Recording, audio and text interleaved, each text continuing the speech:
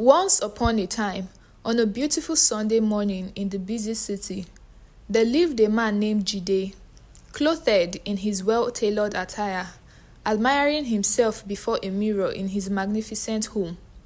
His home was a blend of comfort and elegance, carefully decorated and felt very relaxing and welcoming. Jide was a man of taste and elegance. He was a wealthy man.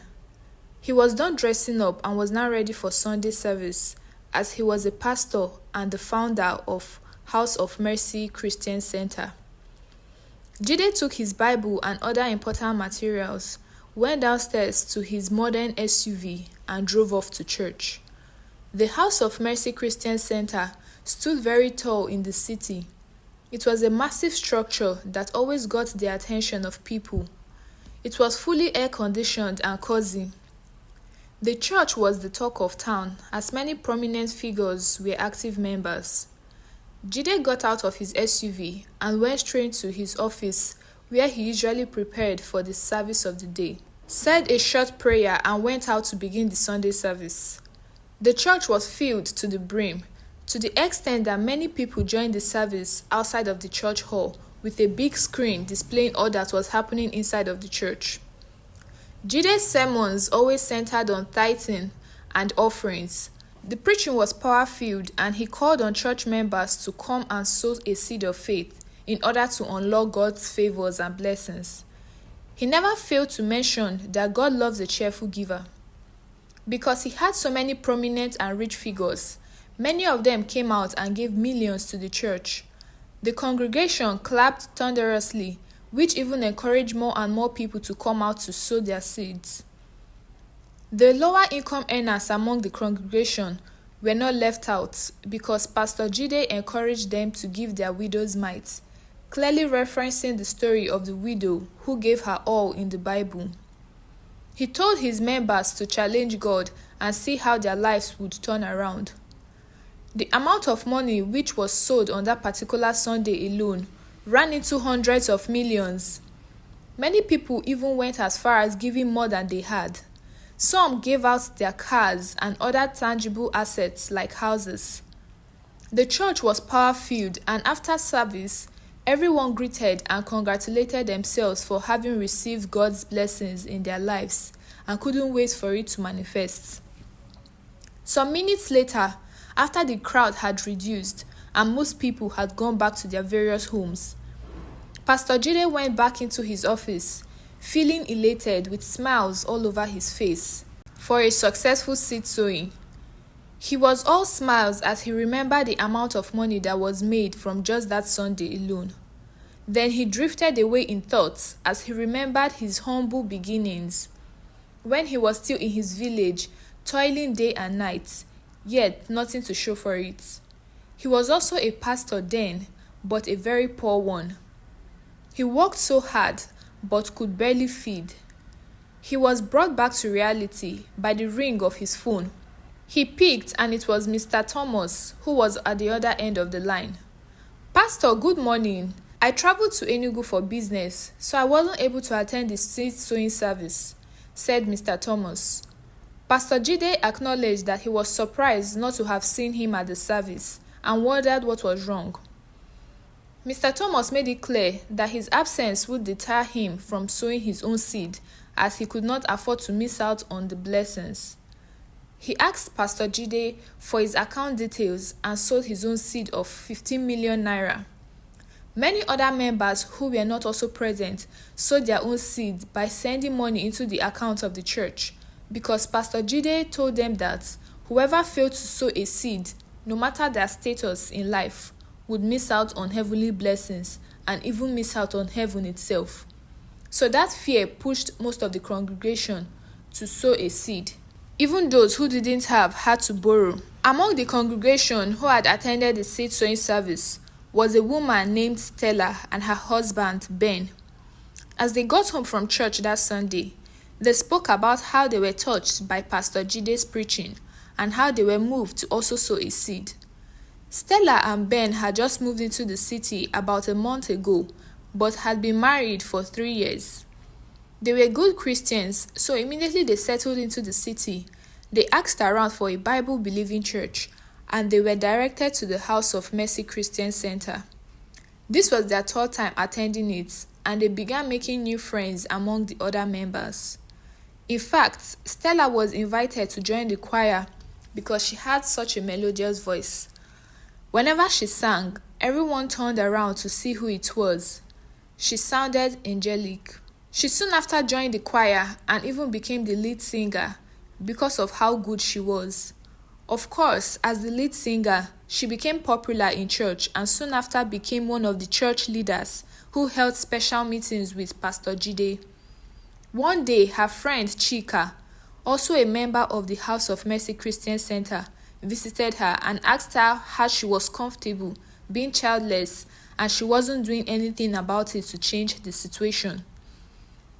Chika, I'm not just sitting down doing nothing about it. My husband and I have done everything within our power, and we've decided to leave the rest for God. He will bless us at His own time. But Chika was not comfortable with that response. She reminded Stella that men could not be trusted, and Ben could act like everything was fine, but he could secretly go out to have a child out of wedlock, since she wasn't able to give him one.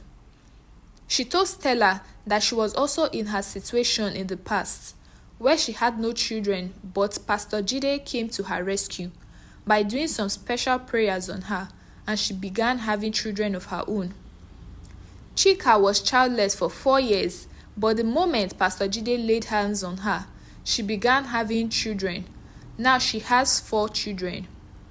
Stella knew Pastor Jed was a very powerful man of God and decided to give it a try. She booked a meeting to visit him at his office with her husband. What God cannot do does not exist. He will definitely bless you with children of your own, Pastor Jed assured the couple. Ben and Stella were very positive that this would be their final step in their search for a child. Pastor Jed said in a low tone, You see, to get your blessings, we are going to do some special prayers, and some special items are required for it to be effective. Ben and Stella were anxious and eager to know what they needed to do, as they were ready to do almost anything for their prayers to be answered. Pastor Jed told them, you need to bring a live chicken, a calabash pot, a red piece of cloth, a doll baby, and a sum of 500,000 naira. Stella and Ben were confused for a moment. But Pastor, I don't understand. Is this sacrifice we are doing or prayers? Ben asked the pastor curiously. Pastor Jed told them that it was a special prayer. He told them that the prayers would be held in the forest and the chicken would be killed with the blood spilled on them, so they will be cleansed, and the doll baby will represent their baby. Ben and Stella were left speechless. They told Pastor Jed that they would get back to him when they were ready to do the special prayers, and left his office. Their spirit could not accept it.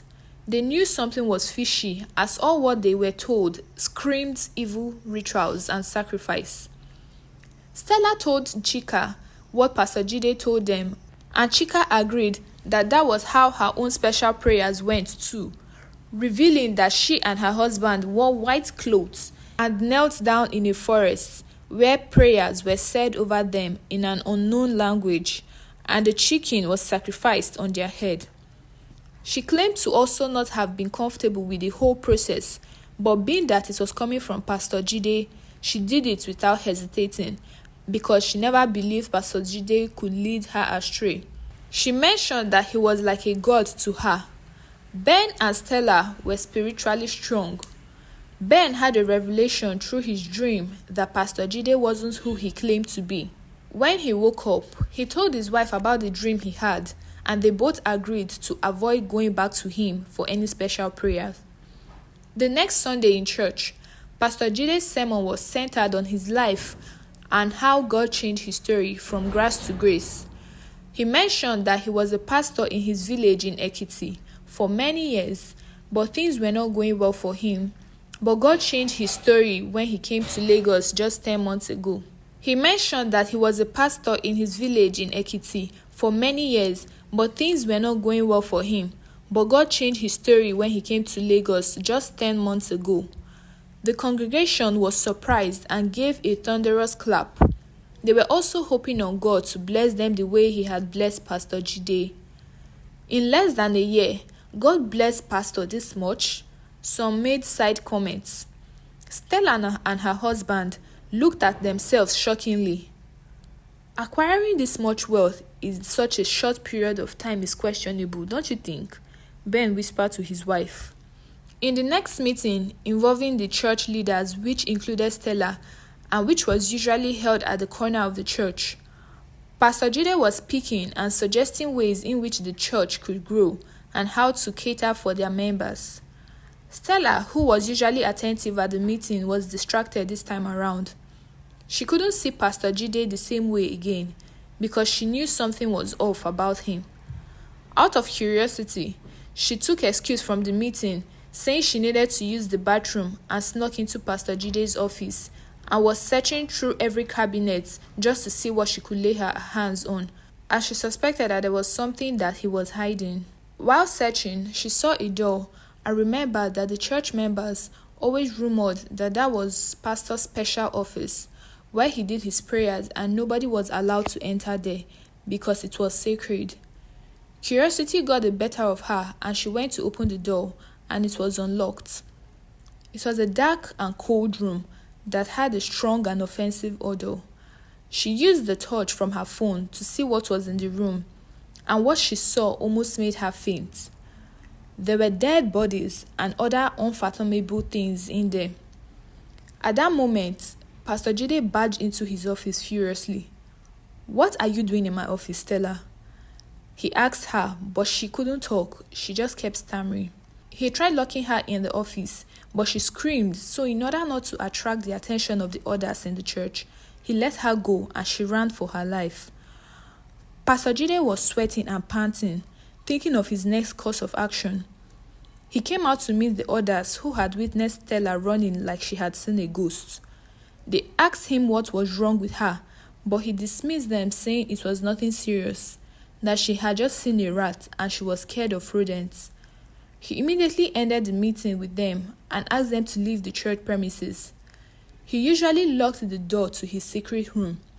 How could he have forgotten it this time around? He thought to himself. He knew Stella was going to leak his most dreaded secrets, so he thought about going to her house to kill her, but that was a risky move as he could attract the attention of neighbors. At this point, Stella was home and narrated her ordeal with Pastor to her husband, and he calmed her down and assured her that everything was going to be alright. They immediately went to the police station to report what she had just seen, and immediately they went with the police to the church where the entire compound was searched thoroughly.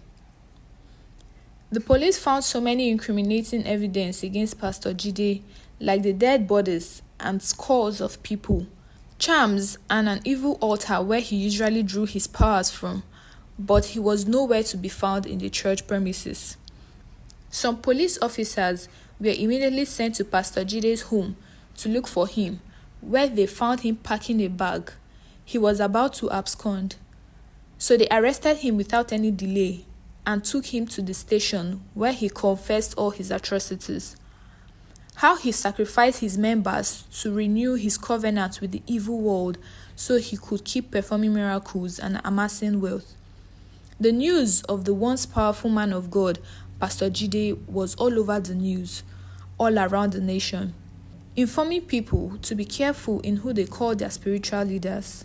The members of the House of Mercy Christian Center were disappointed in Pastor Jed because they held him in high regard and even embarrassed to mention that they were once members of the church. The church was closed down and sealed.